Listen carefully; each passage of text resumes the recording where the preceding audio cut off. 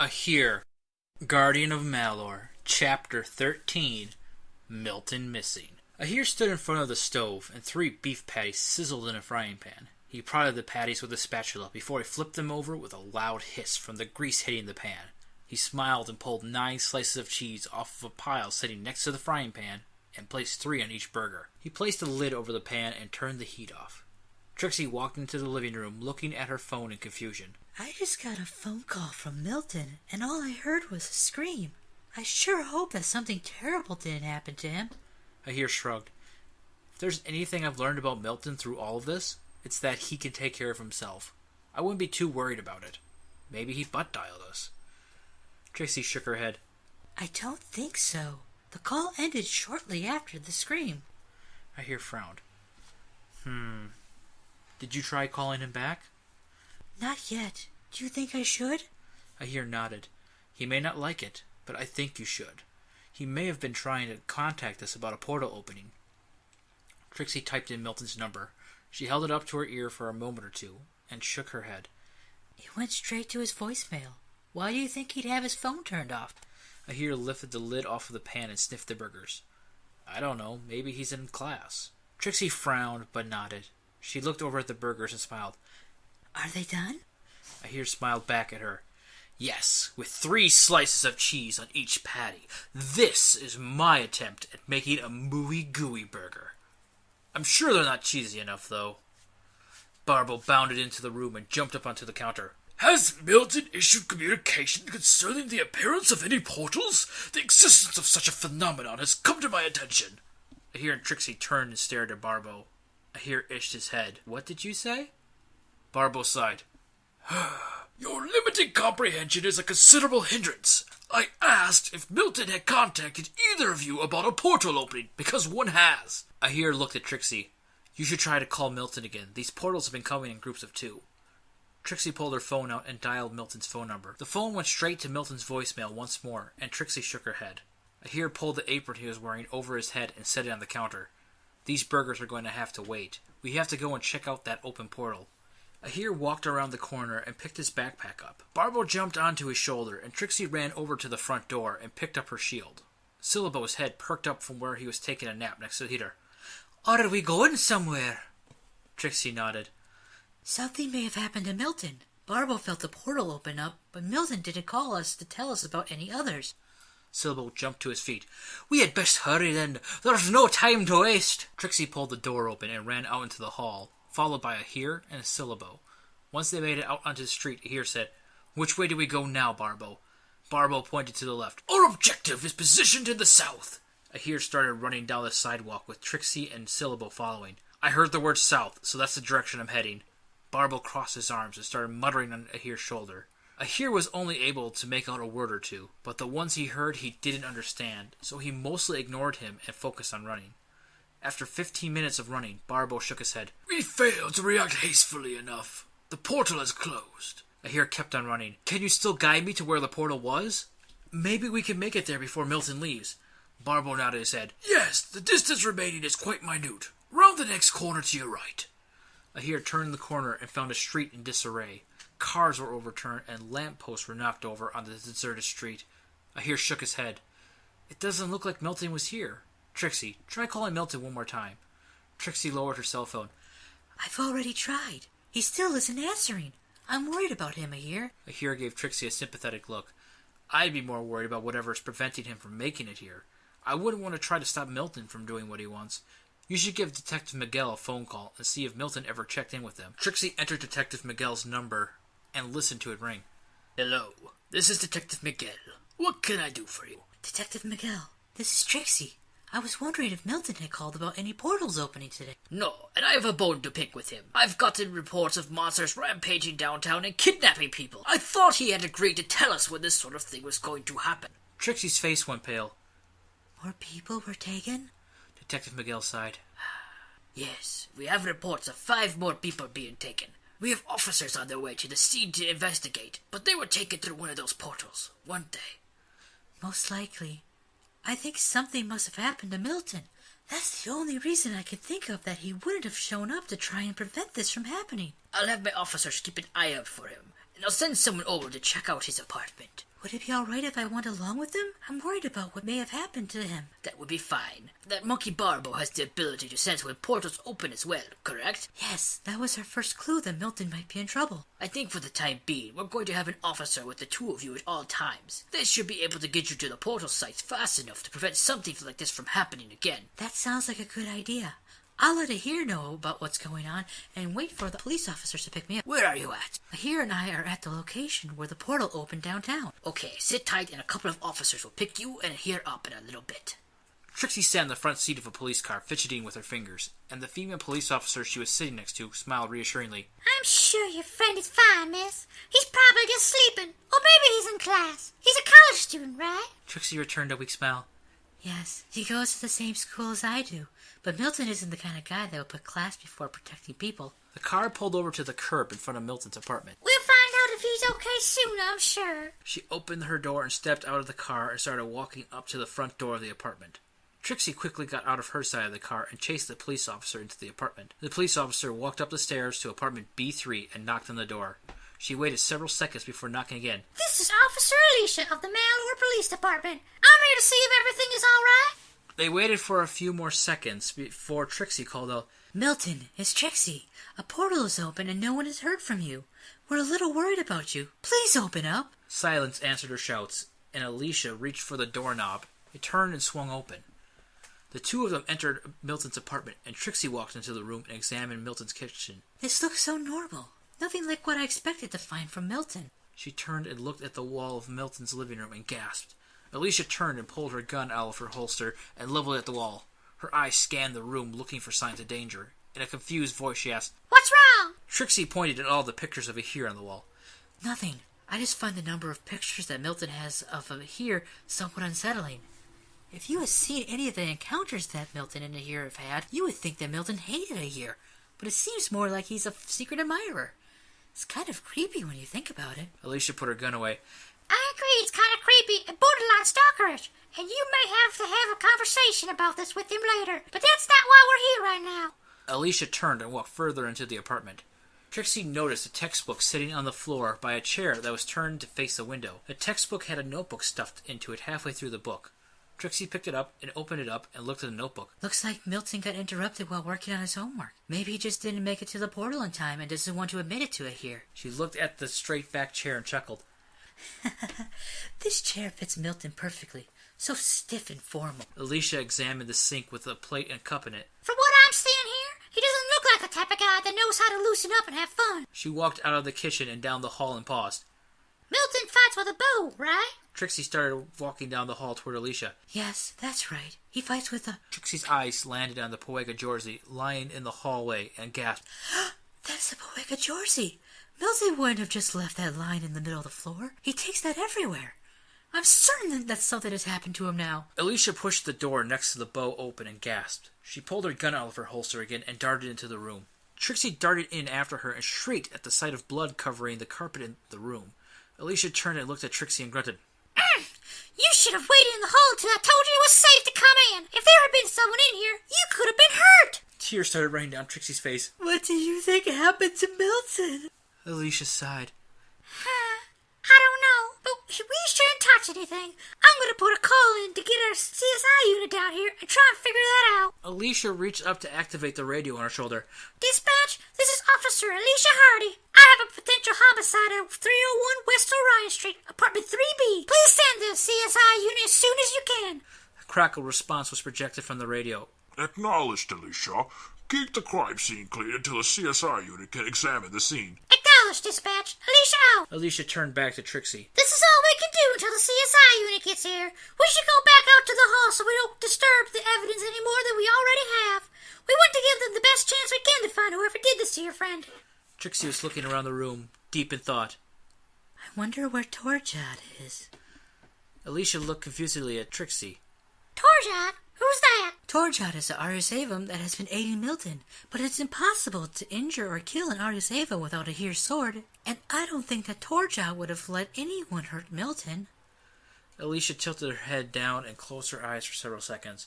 She opened her eyes and fixed them on Trixie. Maybe this Torjad wasn't there to be able to stop whoever did this to Milton. And maybe he's out hunting the person responsible for this down right now. Trixie sighed.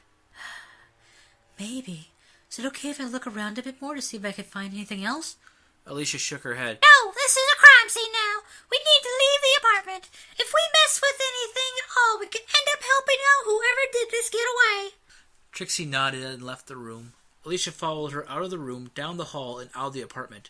Once in the hall, Trixie placed her back against the wall of the hallway, slid down to the floor, and grabbed her knees. Alicia looked at Trixie with concern. My understanding was that this Milton didn't work well with others, and that is the impression that the police officers that had worked with him got as well. Trixie nodded her head. He always hated it when Ahir and I would show up to help him fight against the RSAFM. He was such a loner, but I don't understand why. Clearly he's a big fan of Ahir if all those pictures of him mean anything. Alicia nodded her head. Sounds to me like he felt he had something to prove, but the real question is, who did he feel he had to prove it to? Trixie sighed. I don't know. Even though the three of us lived in the same orphanage as kids, I feel like I know nothing about him. Alicia formed her hands into a fist. We'll find whoever did this, and if your friend is still alive, we'll do everything in our power to bring him back safely. Trixie smiled appreciatively, but said nothing, so they sat together in silence. 15 minutes later, 3 men wearing suits, carrying briefcases, came up the stairs. Officer Hardy, John Triton of the CSI. This is the apartment where the incident occurred? Alicia held out her hand and shook John's hand. Yes, I didn't notice any signs of a break-in, but we found blood all over the carpet in the study. It's right this way.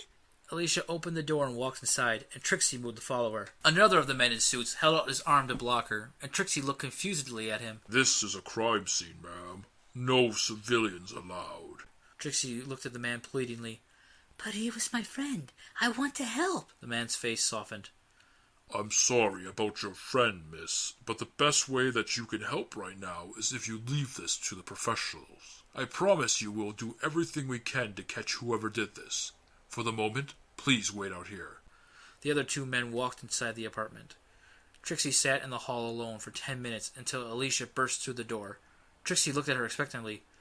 What have you discovered? I'll tell you about it in the car, but we have to go now. I just got the call that another portal is open. Trixie looked up at Alicia and then bounded to her feet and ran after Alicia down the stairs. The group of people gathered around the fountain in the park cheered for Ahir while he juggled on the ledge surrounding the fountain at the park's center. Ahir smiled at the crowd and switched from juggling with both of his hands to using just one. He used his free hand to wave at the crowd, and they cheered even louder. Barbo started screeching and jumping up and down to get Ahir's attention. Ahir turned and looked at Barbo, and Barbo nodded. Ahir caught all the balls, bowed, and tucked them into the pocket on his vest. I'm afraid that this is all for now, folks, but be sure to come back tomorrow and catch another show. The audience groaned and started to break up, but some decided to stay and called out for more tricks. A police officer that had been leaning against a tree walked over to where Ahir and Barbo were scooping up the money left by the audience. Does this mean that another portal has opened? Ahir stuffed the last of the bills into his backpack, and Barbo jumped onto his shoulder. Barbo nodded before saying, Your assumption is accurate. We require transportation to the northern side of the city, post-haste. The police officer nodded his head. I have the car parked just over there. The police officer started jogging across the park. Barbo sighed. I said... Wait, you comprehended my prior expression? By what nomenclature are you known? The police officer turned and smiled at Barbo. My name is Daniel Thatcher, and it's a pleasure to meet you, Barbo. If you'll excuse me, I have to call this in. Daniel started talking into his radio. Barbo jumped up and down excitedly on Ahir's shoulder. Ahir, I request that this officer be the one that accompanies us from this point forward. Finally, one of you humans that I can converse with freely. Ahir smirked at Barbo. I thought you enjoyed saying everything twice. I'll see what I can do about it, buddy, but I'm guessing we'll have more than one officer taking turns with us. Ahir opened the door of the squad car and climbed in. Daniel turned the lights and siren on, and the car pulled away from the curb and started speeding down the road. Can you give me anything more specific than just the north side of town? Barbo shook his head. At this state of remoteness, I'm afraid that only a vague sense of direction is experienced, but more specifics will be provided once we approach the phenomena. Daniel nodded. Keep me informed, and I'll get you there as fast as I can. Ahir smiled and looked at Daniel in wonder. How do you understand him? He may as well be speaking another language as far as I'm concerned. Barbo crossed his arms and stuck his tongue out at Ahir, and Daniel laughed. I minored in English in college, so I'm no stranger to Barbo's way of speaking. Do all RSAFM speak with such an extensive vocabulary? Ahir shook his head. Barbo is the only one I've met that talks this way, but the others don't seem to have any trouble figuring out what he's saying. Daniel smiled. I wonder what the Arius Avum's world is like. I hope that I get to find out someday. Hold on tight. I'm going to try to get you there in record time. Daniel pushed the pedal down to the floor of the car and sped down the road, Barbo calling out directions as they progressed. After 5 minutes, Barbo braced himself and called out, We've arrived! Daniel slammed his foot down on the brakes, and the car slid to a halt. Ahir pulled his seatbelt off and jumped out of the car, the hilt of the Gladio Prodicate gripped firmly in his hand. He pulled the sheath off of the blade and cast it to the ground and took in the scene. A creature with the upper body of a minotaur with straight metal legs that ended in metal balls, which it rolled around on to move, and a vine-like tail growing yellow spheres hanging off of it, was wheeling its way toward a portal that hung in the air in front of a building with a screaming human grasped each of its huge humanoid hands. His partner turned and inspected Ahir. The creature's lower body had the appearance of a grizzly bear, but where its head should have been, a serpent's long, lithe body grew, with 2 large lizard arms growing off of his torso. The one we were warned about has arrived, Delcord. The minotaur-like creature turned and looked at Ahir and bellowed out a laugh. He has come alone! Without the others to aid him, he is no threat to us, Yoltord. We'll return to Lord Langkhan with these humans and the Gladio Prodicate. Ahir growled at the 2 Arius Avum. I started out doing this on my own, and I'll have no problems taking care of you by myself now. Ahir charged at Delcord with his sword held high. Delcord swung out Ahir with his tail, but Ahir jumped over the tail and swung his sword down, but the blade halted when it crashed into an invisible wall. Ahir kicked out at Delcord's head twice, and a sound like glass shattering filled the parking lot they were fighting in. Ahir landed on the ground and took another swipe at the minotaur-like creature's tail, severing it. Delcord bellowed out in pain and dropped the 2 humans he was holding. The people screamed as they fell to the ground, and Ahir helped them to their feet and shoved them toward Daniel. You need to run. It's not safe here. The people took Ahir's advice and ran from the 2 beasts. Yoltord charged up to Ahir and punched him with one of his scaly fists. Ahir gasped and flew across the parking lot and crashed into a parked car. Ahir struggled to catch his breath, and the 2 Arius Avum stalked closer, closing in on Ahir, and Yoltord laughed. This is the human that has sent so many of our people to an early demise? We were clearly misformed. He is no threat to us. Delcord snarled out. You may think he is no threat, but he has robbed me of my tail. It was a lucky attack, though. I was distracted by the 2 I was carrying. Ahir glared at Yoltord and growled. You'll recognize me as a threat once I've finished with you. Ahir leapt to his feet and charged at Delcord. Delcord attempted to backhand Ahir, but Ahir dropped down to his knees, slid under Delcord's hand. He swung his sword up at Delcord's head and grunted in surprise when Yoltord grabbed Ahir in both of his hands from behind. Barbo cried out, Ahir, you can't take them both on at once, alone! You have to find some way to separate them! Ahir squirmed in Yoltord's grasp and muttered, At least I don't need a translator to understand him this time.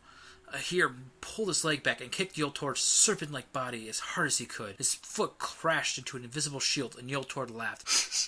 That's not going to work, little human. Why don't you surrender the sword to us, and we'll let you go on your way. Ahir brought his leg down in another kick against Yoltord's shield. I'll never surrender, not when it means that my friend's world would be enslaved.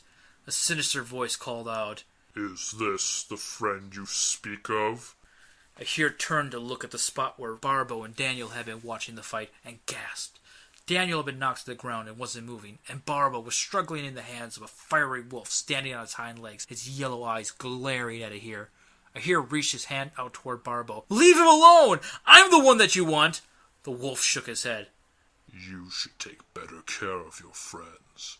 I'm glad that you weren't in charge of protecting me. The creature laughed again and started walking back toward the portal. Tears streamed down Ahir's face, and he struggled in Yoltord's grasp. Barbo! No! Let him go! Lightning crackled all over Ahir's body and shattered Yoltord's shield. The lightning struck into Yoltord's body. Yoltord screeched in pain as he let go of Ahir. Ahir's feet touched the ground, and he charged toward the creature, striding toward the portal. Barbo called out, Ahir, don't let them take me! Help me! Yoltord dove onto Ahir. Get back here, you little nuisance. Ahir struggled in Yoltord's grip, and a strong blast of air lifted Yoltord off of Ahir and then encased his body in ice. Ahir turned back just in time to see Barbo disappear into the portal. Help me, Ahir! Ahir! Barbo's voice echoed around the parking lot.